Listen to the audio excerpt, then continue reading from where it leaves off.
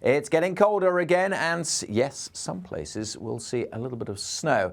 Almost all of us are likely to see some frosts in the coming mornings as well. Here's the bigger picture from space. It's a bit of a mess. There's a swirl down to the southwest. That's an area of low pressure. That plays a part later in the week. But for the time being, we're mostly focused on this little area of low pressure heading down through the North Sea. It's bringing the cold winds with it and also bringing some wet weather.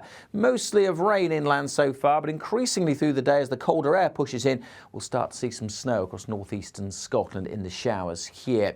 Initially over the hills, but coming down to lower levels by this evening.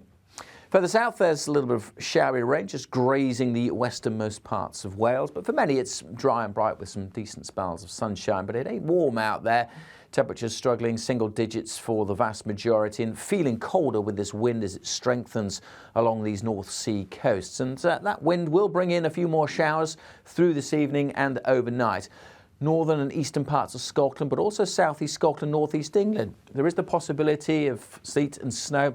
Maybe even waking up to a covering on Wednesday morning. We do have a Met Office ice and snow warning in place. Whatever flavour the showers are, rain, sleet or snow, they could make for some slippery surfaces. For many, though, it'll just be dry and clear through the night. We'll keep a bit more cloud over Wales and southwest England, 1 or 2 rain showers possible here through the night, and that will help to keep the temperatures up here. But for many, we will be down to freezing, and certainly many rural areas will be well below zero to start the day on Wednesday. So a pretty extensive frost and some more of these wintry showers coming into northeast England, northern and eastern parts of Scotland through the morning. So again, still potentially pretty slippery through the morning rush hour.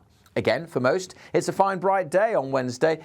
Fairly cloudy over southwest England, South Wales, certainly initially, but the cloud may well break up as we go through the day, and we should see quite a bit of sunshine. And the winds will still make it feel really quite cold in northern Scotland and along some North Sea coasts. And temperatures generally a little lower on Wednesday, despite a bit more sunshine. Temperatures for many only 3 or 4 degrees. That is well below average for the end of November. And again, we'll see that frost firming up pretty quickly through Wednesday evening. A fairly extensive frost. And again, where we've got these showers coming in, a mixture of sleet and snow showers, northeast England, northern and eastern Scotland.